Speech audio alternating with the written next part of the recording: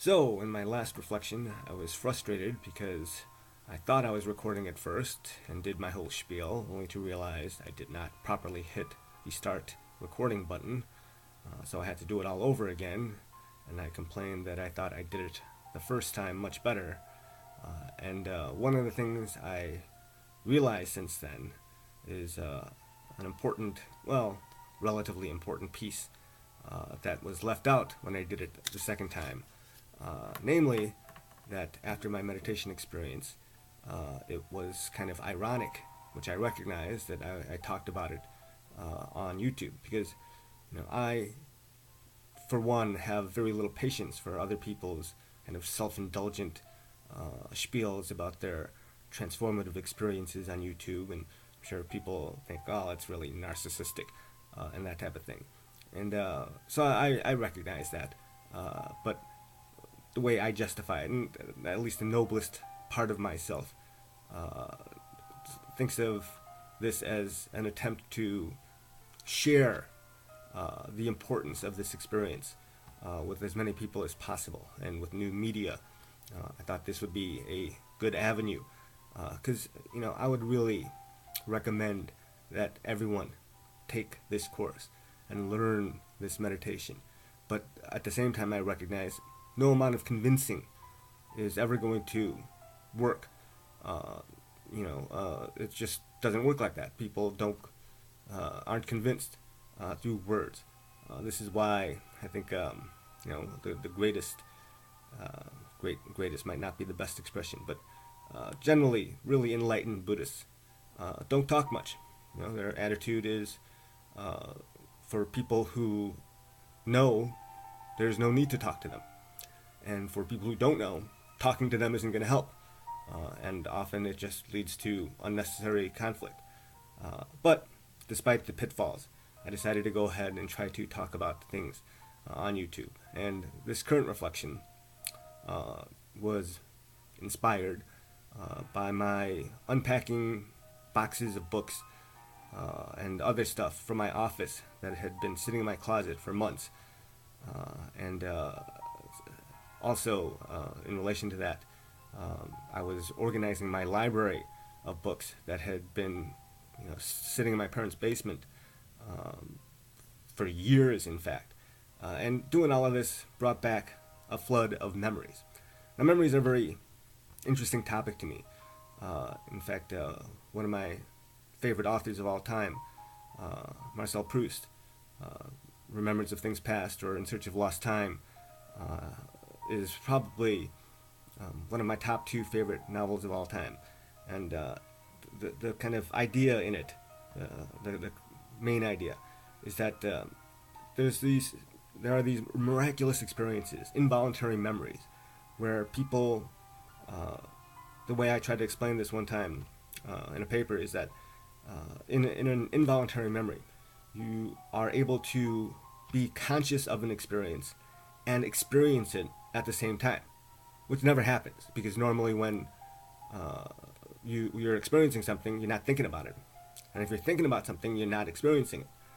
To have them both happen simultaneously is a kind of miraculous thing that, for Proust, fills him with this kind of warmth and positivity.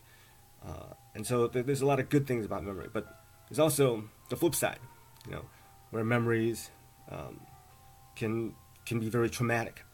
I think this is apparent maybe most clearly in the case of war veterans, also victims of abuse and that type of thing. I mean, for them, it's probably better not to have these memories, to render them to oblivion.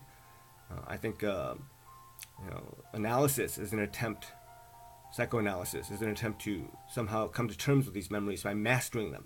I've heard of therapies where instead of actually trying to forget, since that's impossible, war veterans will remember traumatic events and talk about it over and over, ad nauseum, so that it doesn't affect them anymore. And I can see how that might work on some level, but ultimately it falls short because they don't really reach people on an unconscious level. And that's where the meditation is so helpful, because you are rewiring You are retraining your unconscious mind, what's typically at least known as the unconscious, so that I got distracted by the transition of movements in the Mozart. That the unconscious is what determines our responses to these types of events and memories. And so that's the only way we can really affect ourselves on a deep level. I think, and this is why, I'm looking at the notes I wrote to make sure I didn't forget anything, because in fact, I'm still obsessed with forgetting what I wanted to say, as if what I have to say is so important that I have to remember it. I think that this is something that I can't convince people of, the importance or the transformative effect of this type of thing. The wonderful thing about this particular course that I took is that the virtual teacher I had, SN Goenka, he is just a phenomenal teacher, even if it's through video. He passed away a couple years ago, and these videos were recorded like 25 years ago. But they still, you can see what a great teacher he is, and that makes all the difference in the world. And it's probably why, a big reason why this meditation was so limited in terms of how many people it affected for so 2,500 years. But now through modern technology, he's able to affect so many more people. But no matter what I say, it's not going to convince people. I know how it works. I've been in there, not to sound all patronizing or whatever. But at the same time, I guess I hope that something I say might strike a chord in people. Because, I still remember the student I had in one of my classes. He was a veteran, real nice guy, and I could see from talking to him, it's not something he wanted to talk about, or how much his experiences have affected him. And it pained me to see that. And I just wish people could find a way to get better. But again, all the convincing in the world for me isn't going to do that. People need to want to do it for themselves. This is why, I think meditation would also be very helpful to addicts for similar, not really similar, related reasons, right? For in the case of addicts, I think it's a matter of breaking down the ego. Anyway, without developing that further, the point is there's this very common idea that addicts have to hit rock bottom before they're willing or before they're able to get better. Before they surrender their ego to this higher being. I think that rock bottom portion is necessary, because that's the only way people are willing to accept anything that's out there. So no matter what I do in terms of trying to convince people, I realize ultimately it's up to them to get there. So still, I don't know. I hope it's not a function of my ego. I hope it's a more noble motivation.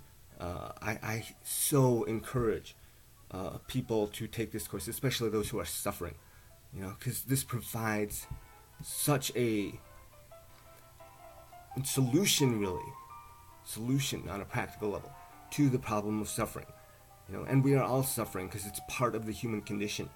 All right, I think I'll leave it at that. Thanks.